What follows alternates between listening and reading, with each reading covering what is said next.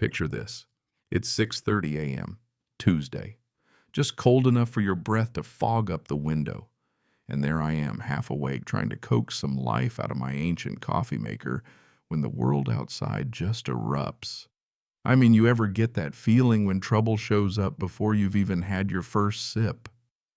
Diesel engines, 3 of them tearing up my gravel drive like they're on a mission from the devil himself. Boots hit the frost, then bang, bang, bang, 3 HOA board members pounding on my old oak door waving a demolition notice like they just won the lottery.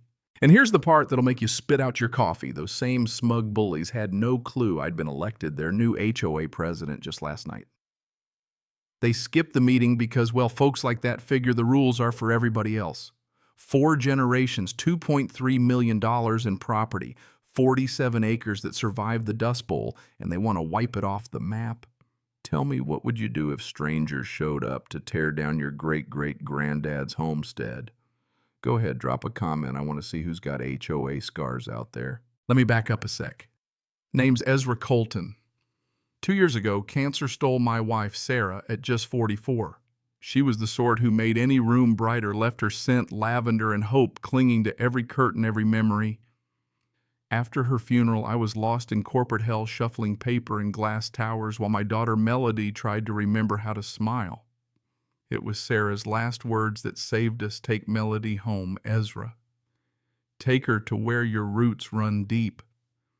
That old family ranch, Colton Ranch, carved into the Texas clay since 1874, was calling. I'm telling you that land still smells like hard work and honest sweat.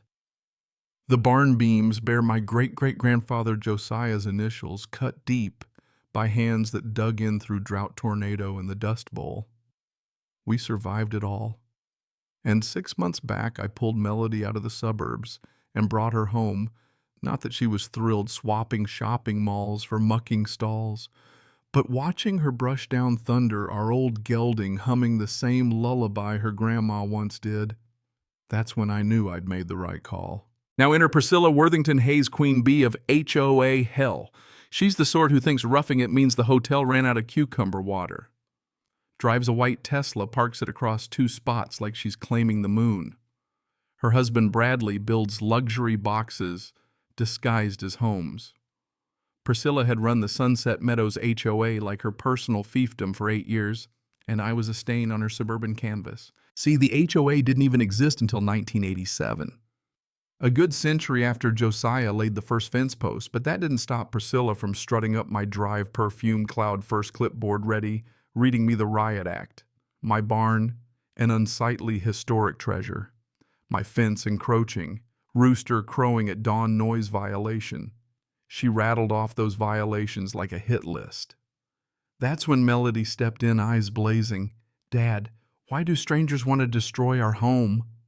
And something in me snapped. This wasn't about aesthetics. It was about power, control, money. Priscilla with her 2 minions. Brad and Dale soon cooked up a special inspection secret HOA meeting at a vacant lot. Seriously, you can't make this up. Then another at the actual community center with just the 3 of them. Illegal fines started piling up, $500 a day for violations older than her Botox. Then she dropped the real bomb, forged complaints from neighbors, handwritten letters about how my eyesore was killing the American dream. Shakespeare couldn't write fiction this bold. So I show up at their kangaroo court phone set to record and call out the sham. Priscilla does her best to look unbothered, waving off her clerical error. I counter with a little legalese of my own. 72-hour notice is the law. Secret meetings are a crime. The room goes silent. You could build a fence out of the tension. But she doubles down, threatening to put a lien on my ranch. Mrs. Bennett, my neighbor, waits until the snakes slither out, then leans in, whispering, she never complained, neither did anyone else. Turns out folks love seeing Melody ride thunder. The only complaints came from one direction, Priscilla. By Friday, the fines hit $3,500, but I'd already documented every step, every violation, threat, and meeting filed with the county clerk. This was chess, not checkers. Still, Priscilla wasn't finished. She started a campaign of weaponized bureaucracy, anonymous tips to every agency she could name, from health to building inspectors to the fire marshal. County Inspector Johnson spent 3 hours poking around, only to confirm my barn was protected by preservation law, my fences were up to code, and even asked, "What did you do to make someone this mad?"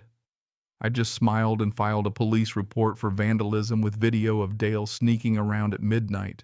Here comes the twist. Mrs. Bennett hears Priscilla plotting with her husband about problem properties and rezoning. That's when I found it. Bradley's company had filed for rezoning agricultural land for high-density luxury townhomes. Their plan was to bully us out, bulldoze our history, and rake in millions. I wasn't just fighting for my ranch anymore. I was fighting for everyone being squeezed out. The real turning point. A backyard barbecue. Priscilla's social warfare. She struts around folder full of doctored photos, rust stains, garbage, you name it, all faked. But Mrs. Rodriguez, bless her, calls her out. These don't match. I walk past the Colton place every day. Never saw any of this. Suddenly neighbors realize they've all been lied to, signatures, faked, stories, twisted. Janet Mills, the retired teacher, stands up. "Priscilla, you tried this with my tomatoes 2 years ago." Harassment is harassment. The crowd flips. Folks share their own stories, fines for wind chimes, threats over kids' swing sets, even a complaint about a rooster someone actually liked hearing in the morning. The HOA's reign of fear cracks. But Priscilla doesn't just take the L. She threatens permanent solutions. The next day I hit the courthouse, digging through HOA records until I find the mother lode. The HOA never properly included my ranch or 6 others in their legal documents. We'd been paying dues, living under their thumb for nothing. Even better, financial records showed a mountain of debt to a law firm. Guess whose husband is the secret partner, Bradley? They'd been laundering HOA money to fund their own development scheme. We formed a coalition. Mrs. Bennett's forensic accounting dug up every fake contract, every misused dollar. Janet brought her binder of bylaws. Manuel and Carmen Rodriguez plus Pete from the feed store brought other families in. Melody handled social media, teaching the old folks how to fight with Facebook. Our plan, quiet title action to prove the HOA never had authority over us, expose financial crimes, run reform candidates in the next election, and blow up the rezoning scam before the county vote. Desperation has a smell, burnt wiring, and expensive perfume. Bradley tries to buy me off $288 million for my land solve all our problems. I record every word. He threatens me, tells me to take the deal or face lawsuits, financial ruin, unlimited resources. My kitchen fills with neighbors who got the same offer.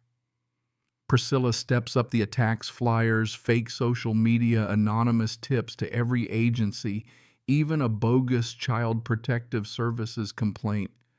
Melody comes home in tears. They're saying awful things about us.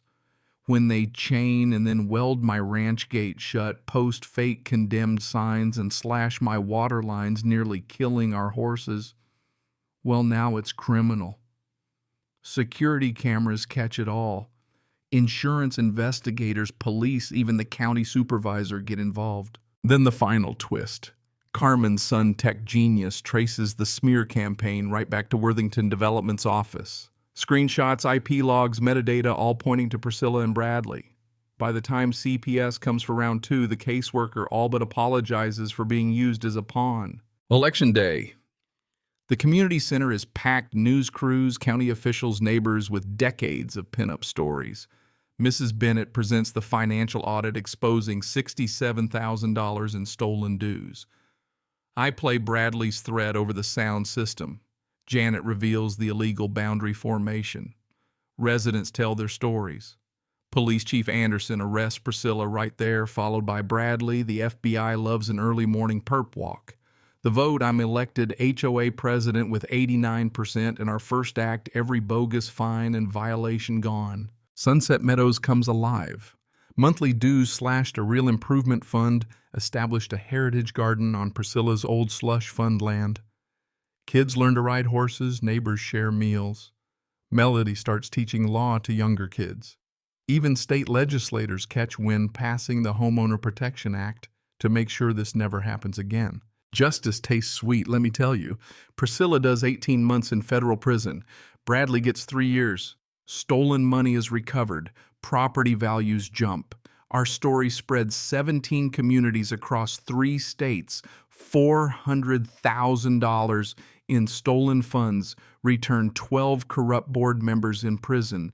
Every evening watching my daughter, our horses, our land. I know what the American dream really means. So tell me, have you tangled with HOA tyranny? Drop your story below. Let's build an army. Subscribe if you believe in justice, because these fights are just getting started and every voice counts when it's time to stand up to a bully.